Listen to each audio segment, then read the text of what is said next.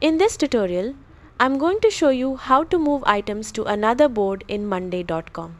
First, open the board that contains the item or items you want to move. Hover over the left side of the item row until a checkbox appears. Select the checkbox for the item you want to move. If you need to move multiple items, simply select all the relevant items. Once your items are selected, click the three-dot menu or right-click on the selected items to open the Item Options menu. From the available options, click Move to. monday.com will display a list of available boards in your account. Select the destination board where you want the items to be transferred.